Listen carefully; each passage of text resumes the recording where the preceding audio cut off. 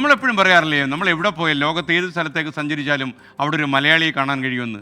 US ടെക്സസിൽ fort Bend county കോടതിയിൽ ഒരു മലയാളം സംസാരിക്കുന്ന കക്ഷിയുണ്ട്. തിരുവല്ലക്കാരിയാണ് ആൾ, ഞാൻ കൂടുതൽ പറയുന്നില്ല. അമേരിക്കയിലെ ഇന്ത്യൻ പ്രവാസി സമൂഹത്തിനാകെ അഭിമാനമാണ് ഈ ആൾ. തിരുവല്ലക്കാരിയാണ്. മറ്റു വിവരങ്ങൾ ഈ സ്റ്റോറിയിലുണ്ട്.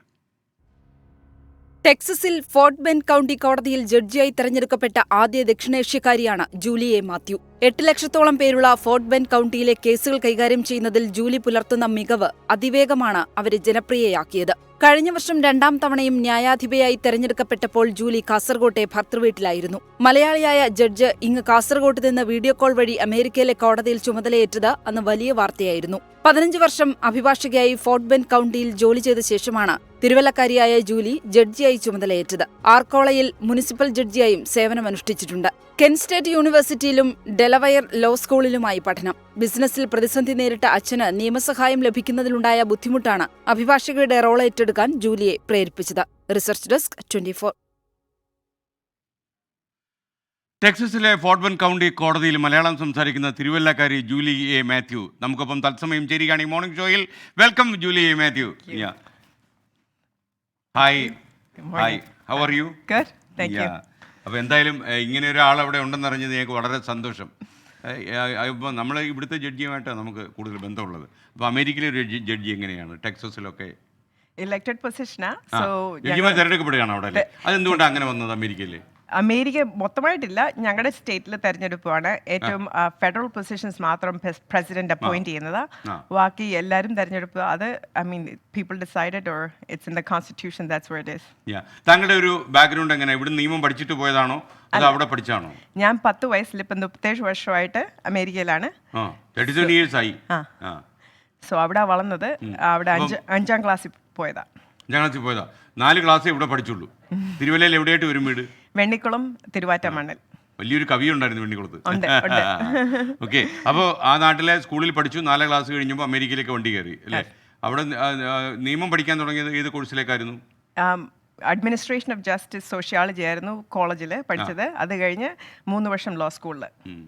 അങ്ങയുടെ ഒരു അഭിപ്രായത്തിൽ താങ്കൾക്ക് ഒരുപക്ഷെ നമ്മൾ ഇന്ത്യയിൽ നിന്നൊക്കെയുള്ള ഒരാൾ അവിടെ ചേക്കേറി നിയമം പഠിച്ച് ഇങ്ങനെ ഒരു പൊസിഷനിൽ അവിടെ എത്തുമ്പോൾ, പ്രത്യേകിച്ച് ഒരു വനിത അവിടെ ഇങ്ങനെ ഒരു പൊസിഷനിൽ എത്തുമ്പോൾ അവിടുത്തെ ഏറ്റവും വലിയ ചലഞ്ച് എന്താണ്?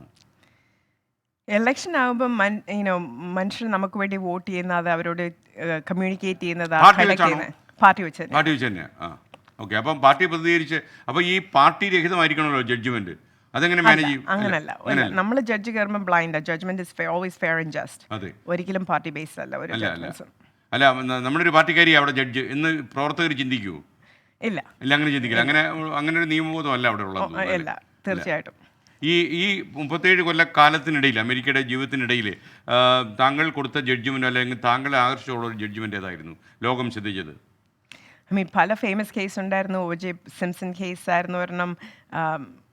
there was a lady in Texas, മക്കളെ മൊത്തം ഡ്രൗൺ ചെയ്ത് കൊന്നത്. അങ്ങനത്തെ പല കാര്യങ്ങളുണ്ട്. ചിലതും നമ്മൾ പീപ്പിൾ അവിടെ ഡിസൈഡ് ചെയ്യുന്നത്, ജഡ്ജസ് അല്ലല്ലോ. സോ ജൂറി ട്രയൽസ് എന്ന് പറഞ്ഞാൽ നമ്മുടെ കോമൺ ഫോക്സിനെ പിക്ക് ചെയ്യും ജൂറേഴ്സായിട്ട് സിറ്റ് ചെയ്യാൻ ഒരു കേസിൽ. അവരാ ഡിസൈഡ് ചെയ്യുന്നത് ഒരാൾ ഗിൽറ്റിയാണോ അല്ലയോ എന്ന്.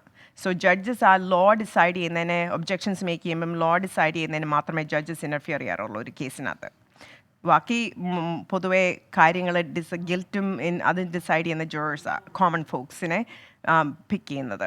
ഈ അമേരിക്കൻ കോർട്ടിൽ വേറെ എവിടെയെങ്കിലും ഇതുപോലെ മലയാളത്തിൽ പറയാൻ പറ്റുന്ന ഒരു ജഡ്ജ് ഉണ്ടോ? ഇപ്പം വേറെ ഒരു മലയാളി നമ്മുടെ നാട്ടുകാരനെ എലക്റ്റഡ് ആയിട്ടുണ്ട്. ബട്ട് ജഡ്ജസ് ആയിട്ട് മലയാളം പറയുന്ന എനിക്ക് വേറെ ആരെയും അറിയത്തില്ല. ഞാനായിരുന്നു ആദ്യം first Indian American woman elected to the bench in the US. ശരി, ഞാൻ രഹസ്യം ചോദിക്കട്ടെ, മലയാളം എഴുതാൻ അറിയാം? മലയാളം എഴുതാൻ അറിയാം.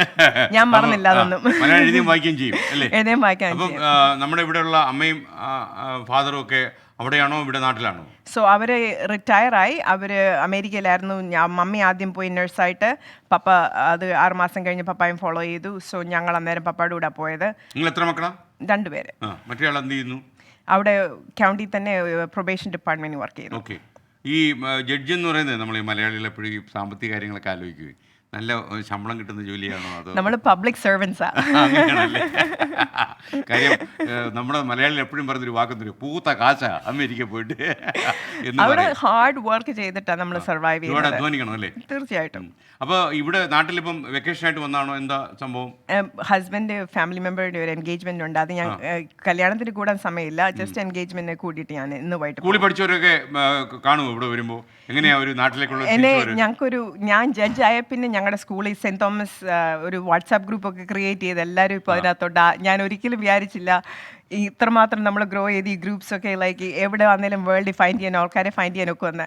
ബട്ട് അത് ഒരാൾ ഒരു ഇടവേള കഴിഞ്ഞിട്ടാണോ? കുറെ കാലമായി അങ്ങോട്ട് വന്നിട്ട് നാട്ടിലേക്ക് വന്നിട്ട്?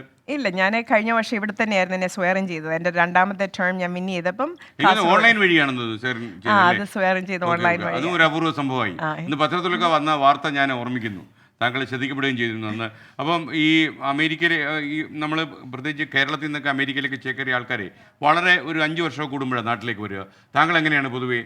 ഐ മീൻ പണ്ട് ഞങ്ങൾ കൊച്ചിയിലായിരുന്നപ്പം പോയപ്പം 86 പോയിട്ട് 92 വന്നത്, പിന്നെ 98. സോ ബട്ട് ട്രാവലിംഗ് കുറച്ചുകൂടി ബെറ്റർ ആയല്ലോ. അന്നേലും ഇവിടുന്ന് ബോംബെ പോയി എയർപോർട്ട് മാറണം, കൊച്ചി എന്നുവെച്ച് ദുബായ് പോയും, ദുബായിൽ നിന്ന് ലണ്ടനിൽ പോയി എയർപോർട്ട് മാറണം, എന്നുവെച്ച് ന്യൂയോർക്ക്. സോ ആ ഫ്ലൈറ്റ് ടൈംസ് ഒക്കെ ഒത്തിരി ഷോർട്ടർ ആയിട്ടുണ്ട്. ഇപ്പം ഹ്യൂസ്റ്റൺ നേരെ ദുബായിലോട്ട് ഫ്ലൈറ്റ് ഉണ്ട്. സോ അങ്ങനത്തെ കാര്യങ്ങളൊക്കെ ഹെൽപ്ഫുള്ളാണ്.